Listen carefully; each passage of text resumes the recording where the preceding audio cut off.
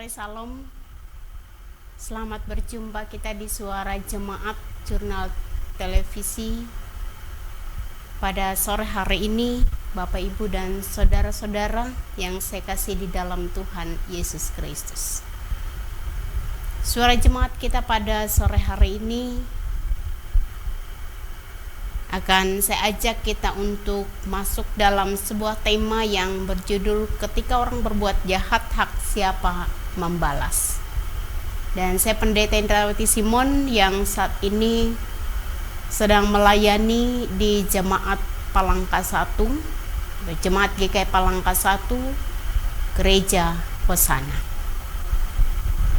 Sebelum kita bersama-sama memberitakan atau merenungkan bagian dari firman Tuhan, kita bersama-sama mohon pertolongan Tuhan.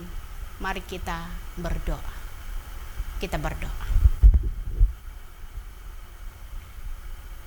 Ada sukacita yang boleh kami rasakan sepanjang hari dalam hidup kami, Tuhan. Dan datangnya itu bersumber daripada-Mu semata. Dan kami sungguh mengalaminya dengan luar biasa, sehingga kami dapat hidup dan terus menikmati berkat Tuhan sepanjang hidup kami. Bersama Suara Jemaat pada sore hari ini, kami akan belajar akan firman Tuhan yang terus menerus menyirami rohani kami untuk terus bertumbuh dan hidup dekat dengan Tuhan. Dan kiranya Roh Kudus menolong kami untuk mengerti sabda ini, terutama bagi hamba Tuhan yang akan menyampaikannya. Mampukan hamba berkata seperti Engkau mau, dan berkati jemaat Tuhan yang bersedia untuk mendengar akan sabda ini. Dalam nama Tuhan Yesus kami berdoa. Amin. Bapak, Ibu, dan saudara-saudara pemirsa Suara Jemaat Jurnal Televisi yang saya kasih di dalam Tuhan Yesus Kristus, saya membaca bagian dari firman Tuhan Roma 12 ayat 17 sampai 21. Judulnya nasihat untuk hidup dalam kasih. Ayat 17. Janganlah membalas kejahatan dengan kejahatan. Lakukanlah apa yang baik bagi semua orang. Sedapat-dapatnya kalau hal itu bergantung padamu, hiduplah dalam perdamaian dengan semua orang. Saudara-saudaraku yang kekasih, janganlah kamu sendiri menuntut pembalasan, tetapi berilah tempat kepada murka Allah. Sebab ada tertulis, pembalasan itu adalah hakku. Akulah yang akan menuntut pembalasan, firman Tuhan. Tetapi jika seterumu lapar, berilah dia makan. Jika ia haus, berilah dia minum. Dengan berbuat demikian, kamu menumpukan bara api di atas kepalanya. Janganlah kamu kalah terhadap kejahatan, tetapi kalahkanlah kejahatan dengan kebaikan.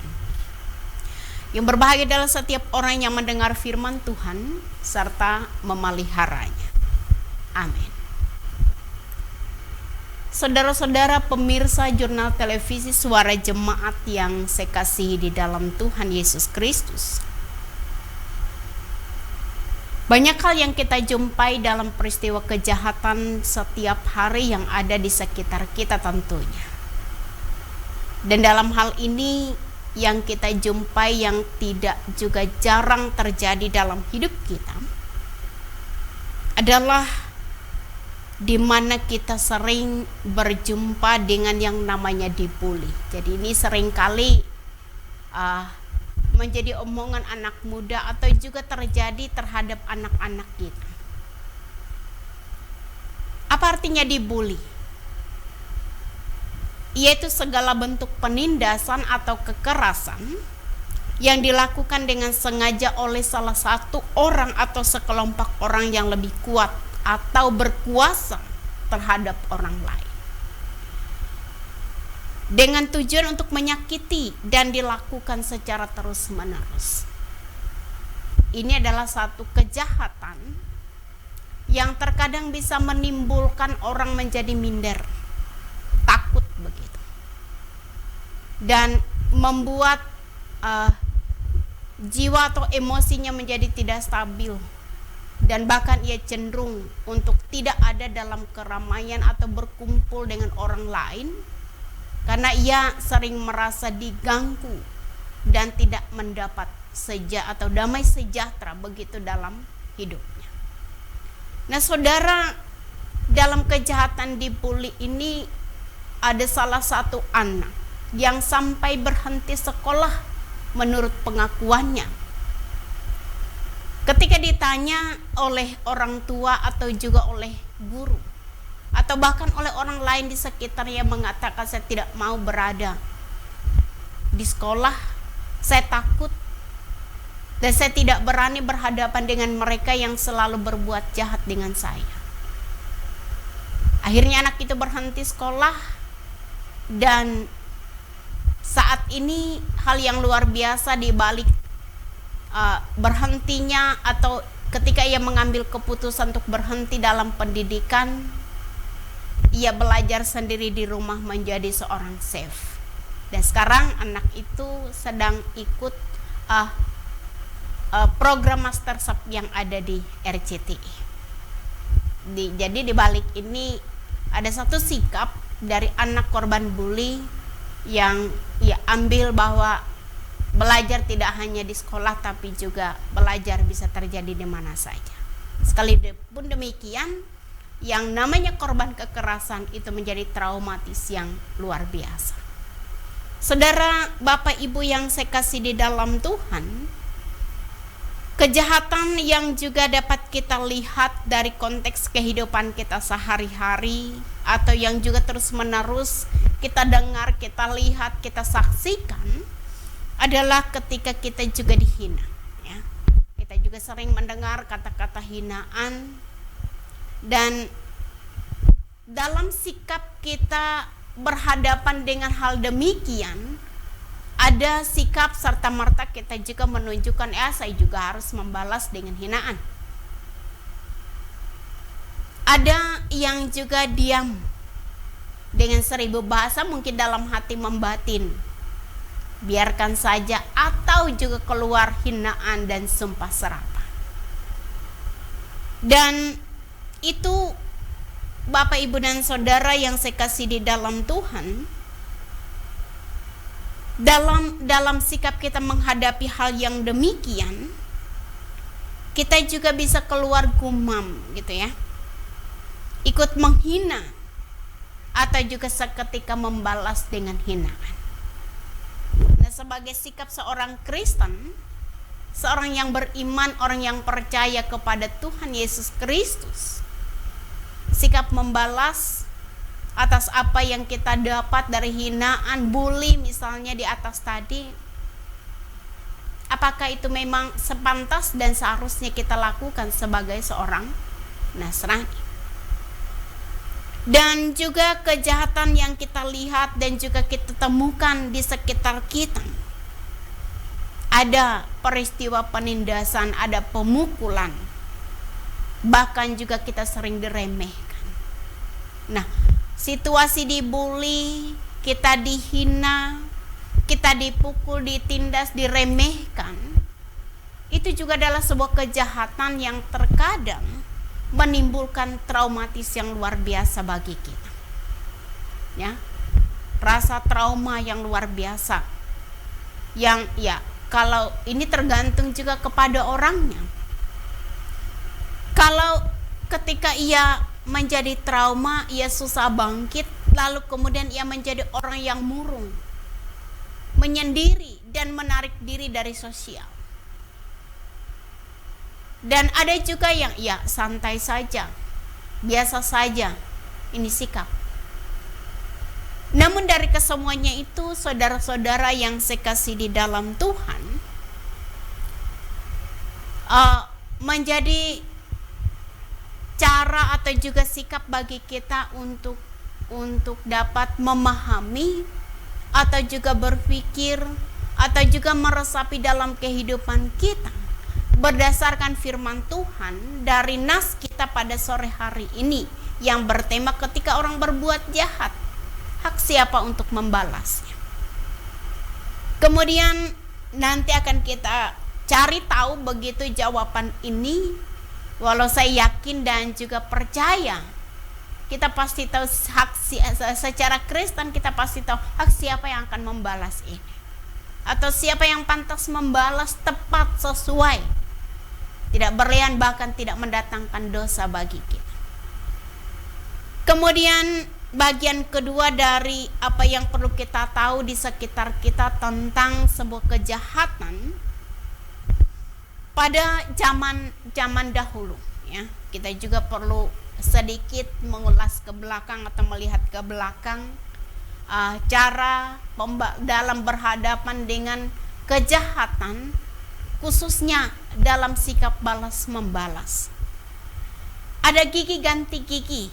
Ini mungkin kita sering kali mendengar kata-kata ini ketika, apalagi kalau saat emosi sedang melonjak tinggi begitu.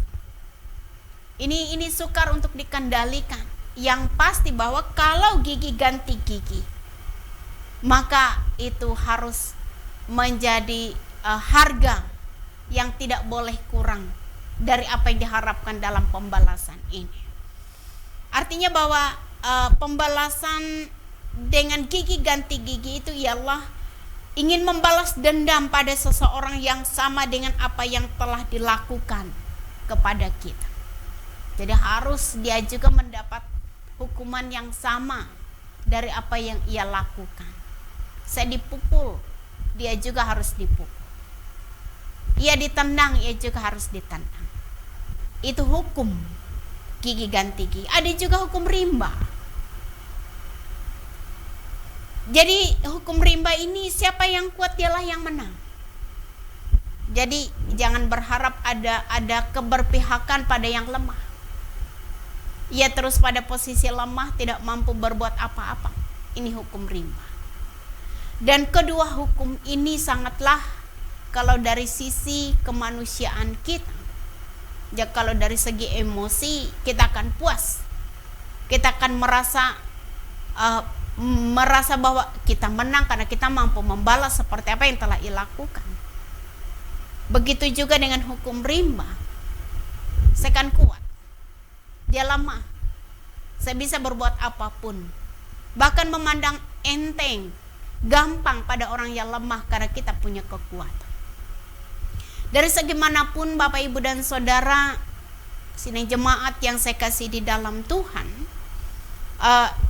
dalam pembalasan hukum gigi ganti gigi, hukum rimba, dan juga dari sikap di mana kita mengalami kejahatan dengan dibully, dihina, kita diremehkan, dipukul, ditindas, disiksa dan lain sebagainya. Satu kata bahwa semua keadaan itu tidaklah nyaman, tidaklah enak, tidak mendatangkan damai sejahtera. Ketika hukum gigi ganti gigi terjadi, okelah sesaat ia merasa hebat, menang, tapi saya yakin dia tidak merasakan damai sejahtera. Begitu juga dengan hukum rimba, pun juga ia tidak mendapatkan damai sejahtera. Karena apa? Karena selalu ada rasa bersalah jauh di dalam lubuk hatinya. Itu yang saya katakan bahwa baik hukum rimba, gigi ganti gigi, tidak ada damai sejahtera sama sekali terjadi dan dirasakan dalam hidupnya. Lalu kemudian ada cara yang secara hukum, kalau kita bertemu dengan situasi sebagaimana dibully, dihina dan seterusnya, ada perkelahian yang artinya bahwa terjadi sebuah kejahatan, ada cara penyelesaian secara hukum supaya kita berpikir biar orang yang berwenanglah yang akan menyelesaikan perkara itu. Lapor kepada pihak yang berwajib. Dan juga agar mendapatkan satu keadilan yang pas, yang pantas kita rasa. yang tidak bisa diselesaikan dalam dengan cara kekeluargaan atau dengan cara duduk bersama satu meja untuk berdamai, ada pengadilan. Nah, saudara-saudara yang saya kasih di dalam Tuhan, ada juga satu hal yang tidak kalah penting untuk kita ingat juga dalam sebuah kejahatan yang terjadi, walau ini zaman dulu kala begitu, yaitu sistem kayau. Mungkin Bapak Ibu Saudara ingat dengan sistem kayau ini. Waktu itu saya masih ingat, saya masih sekolah dasar atau SD. Peristiwa kayau mengayau ini masih saja terjadi. Rasa takut mencekam kalau sudah datang berita bahwa ada kayau, ada pengayauan terjadi di tempat ini, di kampung ini, dan seterusnya. Ini juga sepertinya hukum rimba.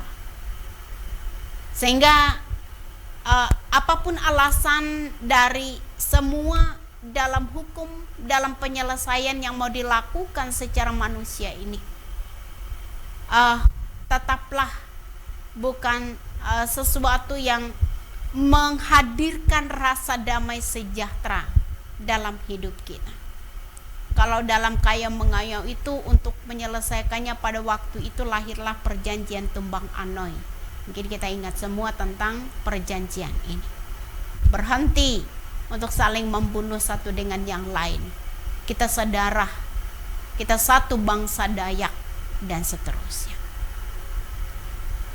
Saudara-saudara yang saya kasih di dalam Tuhan, demikian beberapa hal yang kita temui dalam kejahatan yang ada di sekitar kita, yang kemudian mari kita refleksikan dalam firman Tuhan yang terdapat dalam Roma 12 tadi ayat 17 sampai 21, yang pada bagian kedua nanti akan kita renungkan. Dalam Roma pasal 12 ayat 17 sampai 21 ini ada dua kelompok begitu ya, yang ada dalam kelompok ini orang Kristen, yang dalam kelompok Yahudi, dan ada orang yang di luar Kristen, di mana orang-orang Kristen atau orang-orang yang percaya kepada Tuhan ini, artinya orang luar seringkali melakukan kejahatan begitu kepada orang Kristen. Ini situasi yang terjadi dalam lingkup apa yang ada dalam konteks kita pada sore hari ini. Artinya bahwa dalam ayat 17 sampai 21 ini lebih mengarah kepada kasih orang percaya kepada orang yang berada di luar komunitas iman. Secara khusus orang yang melakukan kejahatan kepada orang-orang Kristen. Ya, orang yang belum percaya kepada Kristus melakukan kejahatan kepada orang percaya. Dan bagaimana orang percaya berhadapan dengan situasi ini? Bagaimana orang percaya berhadapan dengan situasi ini? Ya, kalau orang sesama percaya ya tahu sikap bahwa dasar kehidupan kita orang percaya itu adalah hidup atas dasar kasih. Karena kasih, bahwa sekalipun ia merasa ia dihina, ia diapa begitu. Karena ia tahu bahwa kasih Kristus menjadi dasar hidup, maka ia tidak akan membalas. Lalu berbeda perlakuan begitu dengan orang yang tidak percaya kepada Kristus.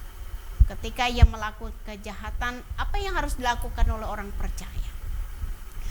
Saudara-saudara yang saya kasih di dalam Tuhan, bagaimana kita seharusnya menyikapi situasi seperti ini?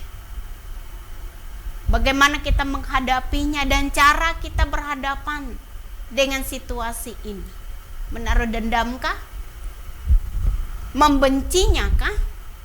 Menjauhkan dia dari kehidupan kita? Atau welcome begitu dengan cara kita mengasihi, dengan tidak membencinya, dengan tidak menjauhkan dia dari kehidupan kita, dan seterusnya. Saudara-saudara, bagaimana kasih kita tetap terpancar bagi mereka? Ini pertanyaannya juga kepada kita. Artinya bahwa kita yang hidup dalam terang kasih Tuhan ini bisa menjadi teladan. Atau kita yang sudah mengatakan diri kita orang percaya mengenal Kristus ini bisa menjadi teladan bagi mereka. Dengan cara bahwa tidak membenci, dengan cara bahwa tidak menaruh dendam, atau tidak menaruh rasa marah yang dalam kepada mereka. Sukar ini dilakukan, tapi mudah untuk mengatakannya. Karena seperti di atas atau di awal tadi, ketika kita dipukul, dihina, ya ada dua sikap orang dalam berhadapan dengan keadaan itu: membalas seketika atau hanya diam dan menarik diri, mundur dari keramaian dan seterusnya. Nah, dari perspektif Alkitab atau kerohanian kita memberi jawaban. Ada dua jawaban yang diberikan oleh Rasul Paulus, atau dua nasihat yang disampaikan oleh Rasul Paulus kepada jemaat di Roma dan juga kepada kita sekalian. Ada nasihat yang bersifat negatif, tanda kutip ya, artinya larangan, dan juga ada nasihat yang bersifat positif berupa perintah. Nasihat yang negatif adalah jangan membalas. Jangan membalas dalam ayat yang 17 sampai ayat yang ke-19. Sedangkan yang positif adalah berbuat baik dalam ayat yang ke-20a, pasal 12 ini. Alasan bagi dua nasihat ini diberikan di ayat yang ke-20b. Kita menaruh bara api di atas kepala musuh kita. Artinya bahwa jangan membalas dan harus berbuat baik kepada mereka. Ini dua sikap yang serta merta harus terjadi dan dilakukan. Karena ini harus mengalahkan rasa yang ada dalam batin yang bergejolak, yang ada dalam jiwa kita. Karena jarang ada orang begitu yang berhadapan dengan situasi dihina bisa menerima begitu saja. Atau tadi dibully, atau ketika dipukul, ditindas, dianiaya dan seterusnya. Jarang ada orang yang bersikap menerima, ya diam begitu saja tanpa ada pembalasan. Jadi sekali lagi, dalam hal ini Paulus menyampaikan nasihat kepada kita berhadapan dengan peristiwa atau hal yang terjadi begini, bahwa jangan membalas, sekali lagi jangan membalas, dan juga ayo berbuat baik sebagai sikap yang positif yang harus dikerjakan oleh kita ketika terjadi hal demikian. Alasan bagi dua nasihat ini, saudara, tadi dikatakan dalam ayat 20b, kita menaruh bara api di atas kepala musuh kita. Artinya kita membuat mereka merasa bersalah untuk insaf dari kesalahan itu dan menyadari bahwa apa yang telah mereka lakukan itu adalah salah. Artinya ia harus sadar sendiri dengan sikap kita mengasihinya, dengan sikap kita yang baik dan tidak membalas, dengan harapan bahwa ia akan sadar sendiri dengan apa yang telah dilakukan itu kepadanya. Lalu kemudian feedbacknya adalah bahwa ia pun juga diharapkan bisa menjadi manusia yang baik, bisa menjadi orang yang tahu dengan kesalahannya, ia akan meminta maaf dan menyadari akan kesalahan dan tidak akan mengulang hal yang sama. Itu harapannya dari yang dinasehatkan oleh Rasul Paulus. Jadi ini akan berlangsung lama. Yang tadi saya katakan, kalau membalas dan terus membalas, walaupun ia merasa menang, walaupun ia merasa hebat ketika mampu membalas, tapi tidak ada damai sejahtera. Akan berbeda dengan sikap ketika kita tidak membalas, namun kita berbuat baik kepadanya, ia akan merasakan satu situasi yang berbanding terbalik dengan apa yang bisa menjadi kesombongan, kebanggaannya secara manusia ketika ia mampu membalas seperti yang saya katakan tadi. Ada suasana berbeda yang dibangun untuk semakin hidup dalam kebersamaan yang mesra, yang indah, yang damai satu dengan yang lain. Ini harapan Rasul Paulus. Dan ini memang harus terjadi dalam kehidupan orang percaya. Karena kalau membalas terus-menerus tidak akan pernah ada habis. Bahkan bisa saja pembalasan yang kita lakukan berlebihan lalu mendatangkan dosa. Dia berdosa, maka kita pun juga berdosa. Saudara-saudara, Bapak Ibu yang saya kasih di dalam Tuhan, di penghujung pembahasan Paulus merangkum dua nasihat itu ke dalam satu ide, yaitu mengalahkan kejahatan dengan sebuah kebaikan dalam ayat yang ke-21. Mengalahkan kejahatan dengan kebaikan. Jadi ini satu tantangan bagi orang percaya untuk melakukannya. Karena kita harus akui dengan jujur, kalau ada orang yang melakukan hal yang demikian atau kejahatan kepada kita, ya sikap-sikap kecil saja kita tidak mau bertegur sapa. Ya, saya bisa memaafkan, tetapi tidak seutuhnya kata maaf itu bisa diterjemahkan terwujud dalam tindakan yang memang betul-betul dari dalam hatinya memaafkan seutuhnya. Jujur harus kita akui, melakukan ini mudah mengatakan tapi sukar untuk melakukan. Mengampuni, memaafkan ketika orang berbuat jahat kepada kita. Saudara, juga satu hal yang patut kita ketahui bahwa sebagai orang percaya atau sebagai orang Kristen adalah bangsa Allah sumber damai sejahtera. Ini sebenarnya adalah kita orang kepunyaan Allah yang menjadi sumber damai sejahtera. Bukan berarti tidak ada orang Kristen yang tidak bisa melakukan apa yang dikatakan oleh Rasul Paulus. Ada banyak. Namun bukan berarti tidak ada orang yang tidak membalas kejahatan dengan kejahatan. Dan orang Kristen itu adalah sumber damai sejahtera, karena mereka harus memberitakan perdamaian Allah kepada dunia ini. Karena memang itu tugas orang percaya sebenarnya. Tugas kita sebagai orang yang tahu tentang Tuhan, menerima Tuhan, mengakui Tuhan dalam kehidupan kita. Karena ini memang ajaran mendasar bagi orang percaya di dalam Tuhan Yesus Kristus. Jadi sikap ini harus terus-menerus dipertontonkan, dipraktekkan dalam kehidupan orang percaya setiap hari. Jadi bukan sesekali, tapi setiap hari. Walau terkadang kita merasa mengalah itu seperti orang bodoh, ya. Mengalah itu kita kalah, tidak Bapak Ibu Saudara. Kita bukan bodoh, kita juga bukan kalah. Tetapi sebenarnya kita masuk dalam satu ruang di mana kita akan menjadi teladan. Dan teladan itu adalah teladan di mana kita, seperti yang saya katakan tadi, orang Kristen itu adalah bangsa Allah yang menjadi pembawa atau menjadi sumber damai dalam kehidupan kita.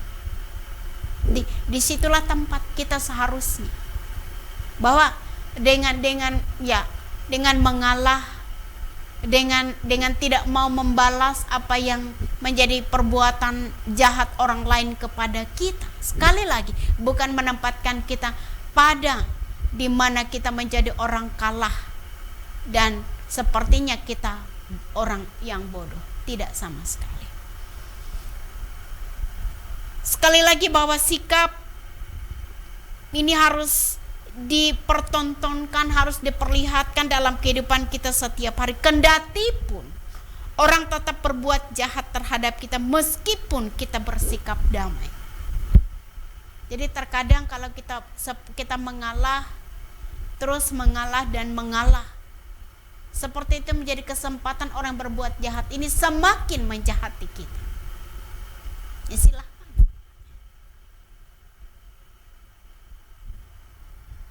Oke, lakukan saja dan seterusnya. Tetapi dalam sikap mengalah, mau mengampuni, kita meletakkan sesuatu yang dimana bahwa kita menghendaki bahwa tempat untuk pembalasan itu bukan pada porsi dan tempat kita. Dan saudara-saudara, perintah ini memang sukar untuk kita lakukan, namun itu mesti kita praktekkan setiap hari sebagai tuntutan dan juga menjadi cara hidup orang beriman di dalam Yesus Kristus. Sekali lagi, sukar memang begitu untuk mengalah, untuk tidak membalas, dan untuk terus-menerus mengalah dan mengalah. Dalam kehidupan kita berhadapan dengan situasi di mana hal itu memang tidak kita sukai seperti apapun juga. Tapi sekali lagi kita belajar dari firman ini apa yang dikehendaki dan yang mau dituntut oleh Rasul Paulus sebagai orang percaya yang kita juga dalam menjadi bagian orang percaya. Bahwa memang mengalah, tidak membalas kejahatan dengan kejahatan itu memang harus menjadi gaya dan juga cara hidup kita, tetapi tidak mengurangi hikmat dan juga menjadi orang bijak dalam hidup kita. Saudara, atas kejahatan yang bisa saja terjadi pada siapapun dan dilakukan oleh siapapun ini, Paulus kemudian berkata, berilah tempat kepada murka Allah. Berilah tempat kepada murka Allah. Bahwa pembalasan itu hanya hak Allah. Sekali lagi, bahwa pembalasan itu hanya hak Allah. Terkadang kenapa kita tidak sabar begitu ketika orang berbuat jahat kepada kita, kita ingin segera ia juga mengalami hal yang sama. Tetapi ketika cara Allah membalasnya, panjang begitulah waktu kita menunggu, ia akan mengalami kesusahan. Nah, di sinilah letak perbedaan pembalasan kita dengan pembalasan Allah. Pembalasan kita ingin ia menderita. Pembalasannya Tuhan ingin melihat bahwa ia harus sadar dengan apa yang telah dilakukannya itu adalah hal yang salah dan itu harus diperbaiki. Dan ia harus menyadari dan segera berbalik dan bertobat dan tidak melakukan kesalahan yang sama untuk berbuat jahat kepada orang lain. Ini perbedaannya. Saudara, sini jemaat yang saya kasih di dalam Tuhan, pemirsa Jurnal TV Suara Jemaat pada sore hari ini yang saya kasih di dalam Tuhan, bahwa tadi dikatakan pembalasan itu hanya hak Allah. Ada seorang sastrawan Romawi yang bernama Juvenalis menulis, hanya orang lemah dan yang berjiwa picik yang bernafsu untuk membalas. Jadi ini luar biasa. Seorang sastrawan Romawi Juvenalis menulis bahwa hanya orang lemah dan yang berjiwa picik yang bernafsu untuk membalas. Jadi apa arti ini bagi kita? Bahwa Juvenalis menghendaki bahwa atau membuka pemikiran kita. Kalau pikiran, perasaan kita ini hanya diisi dengan dendam kesumat, ingin membalas kejahatan dengan kejahatan, maka ruang lingkup pemikiran kita sempit. Dan ruang itu tidak diisi dan tidak ditempati oleh terang kasih Kristus. Sehingga kepicikan itu atau dalam kepicikan itu pemikiran kita menjadi sempit dan gelap. Dan ruang dalam hati dan pikiran kita hanya diisi oleh dendam yang kemudian bisa dimanfaatkan oleh roh jahat. Sehingga sekali lagi di atas tadi saya katakan, kalau gigi ganti gigi, hukum rimba yang berlaku. tidak ada damai sejahtera. Secara manusia mungkin dipandang ya hebat, ya luar biasa. Secara manusia ia dipandang, ia disegani, dan seterusnya. Saya yakin, sekalipun demikian dalam pandangan manusia, tapi ia tidak mengalami damai sejahtera. Ia tidak merasakan satu kenikmatan yang hakiki yang membuatnya menjadi tentram dalam jiwa raganya. Yang membawanya menikmati kehidupan ini dengan satu keadaan yang berbahagia dan bersuka cita. Maka oleh karena itu akan berbeda sikap atau juga apa yang dirasakan ketika kekuatan mengalah dan mau mengampuni dan tidak membalas kejahatan itu akan menghadirkan satu keadaan di mana kita merasakan kehadirat Allah, yang di mana kita merasakan damai sejahtera itu. Jadi di sini yang kita cari suasana damai tentram dan tidak ada hal yang mengusik jiwa kita merasa bersalah dan seterusnya. Karena kalau kita membalas kejahatan itu terus-menerus berlangsung, pembalasan dibalas lagi, tidak akan ada akhir. Bahkan tidak ada untungnya. Yang menang jadi arang, yang kalah jadi abu. Saudara, Bapak Ibu yang saya kasih di dalam Tuhan, sekali lagi saya mengatakan apa yang dikatakan oleh sastrawan Romawi ini, bahwa hanya orang lemah dan yang berjiwa picik yang bernafsu membalas.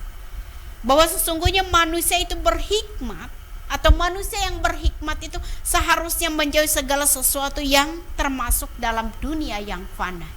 Ya, termasuk salah satunya kejahatan tadi, atau tidak membalas kejahatan dengan kejahatan, dibuli dengan dibuli lagi. Namun ia harus mempertahankan keseimbangan batiniahnya yang dalam, sehingga berada di atas segala perkara duniawi dan tidak terbawa oleh emosi yang bisa merugikan. Karena ya, kalau keterlewatan dalam membalas, ya kalau orang bisa menerima, tapi kalau orang lain tidak menerima lalu melapor, apa yang terjadi? Bisa kita bayangkan. Karena emosi yang tidak mampu kita kendalikan, karena emosi yang menguasai kita, akhirnya dalam situasi itu kita tidak berada pada ketenangan jiwa raga.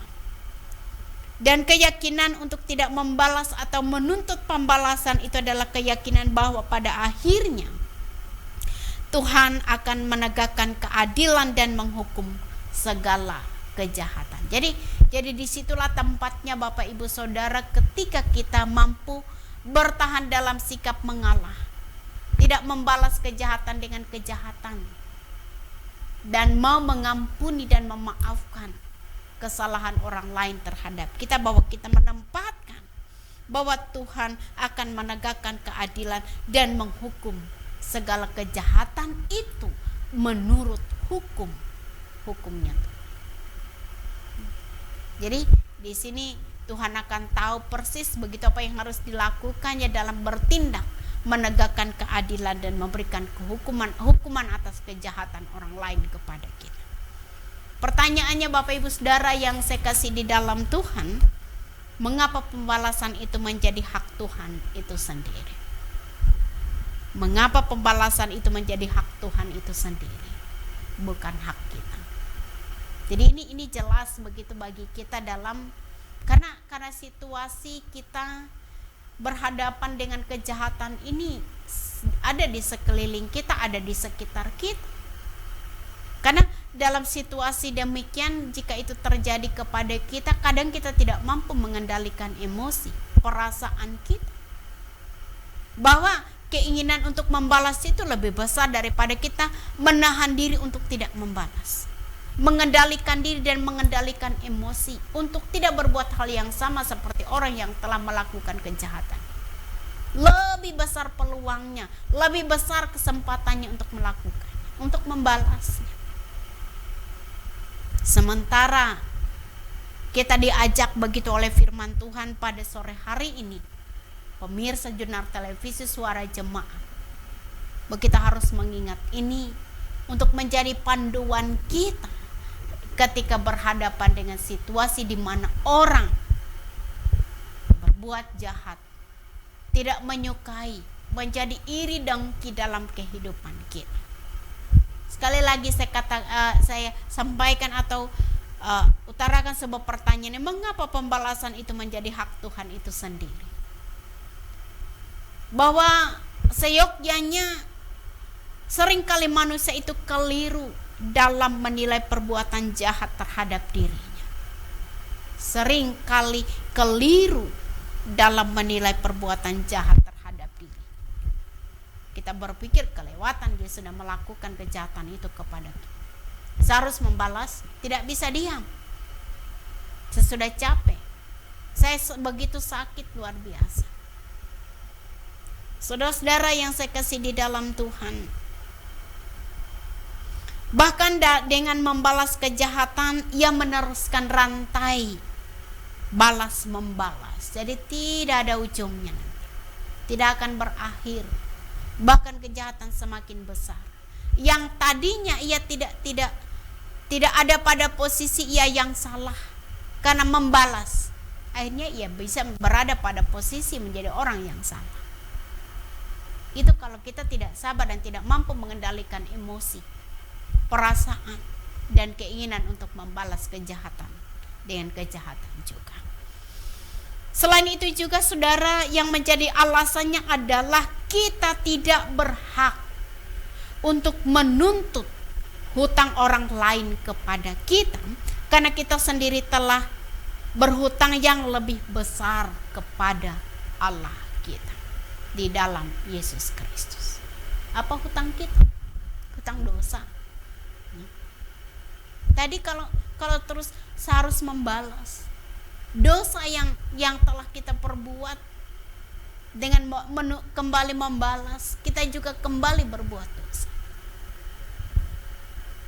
Dan dalam hal ini, saudara, Bapak, Ibu yang saya kasih di dalam Tuhan, bahwa hutang dosa kita kepada Allah di dalam Yesus Kristus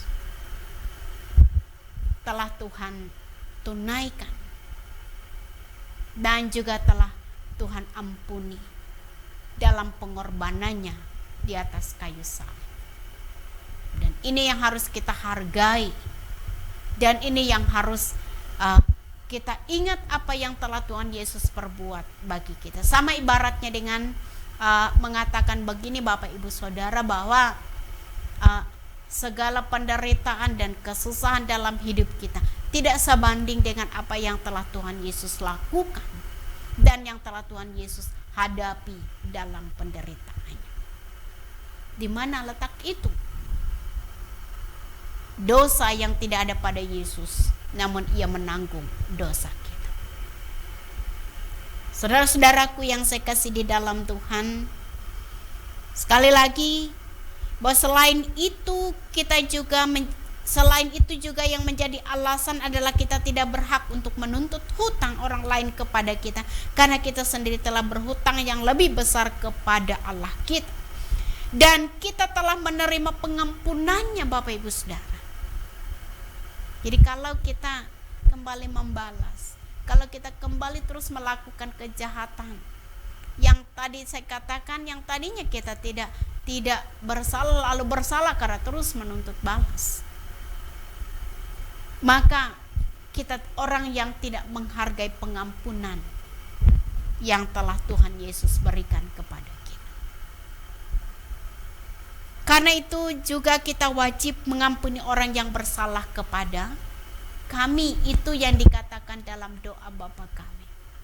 Ampunilah kami seperti kami juga mengampuni orang yang bersalah kepada kami.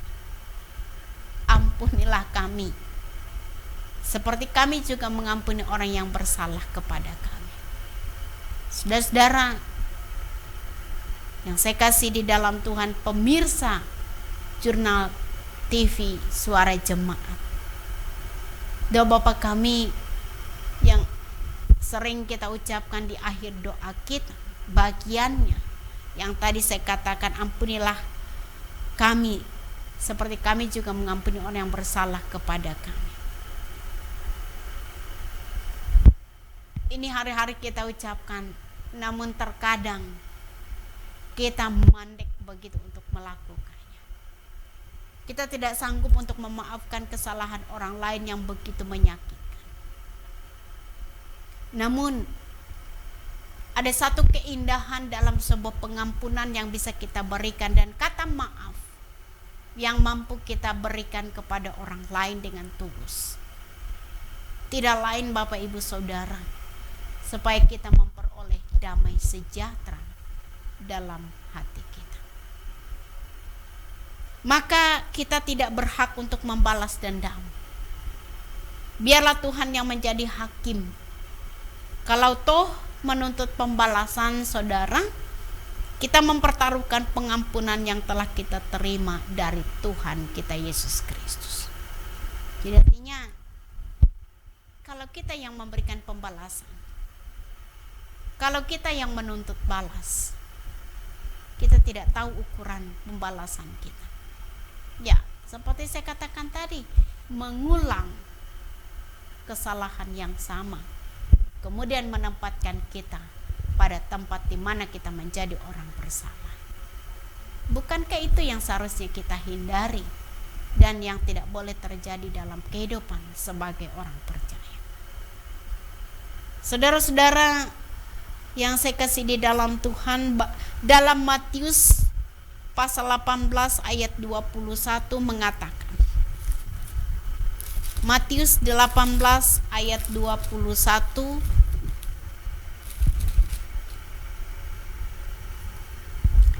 kemudian datanglah Petrus dan berkata kepada Yesus, Tuhan, sampai berapa kali aku harus mengampuni saudaraku jika ia berbuat dosa terhadap aku?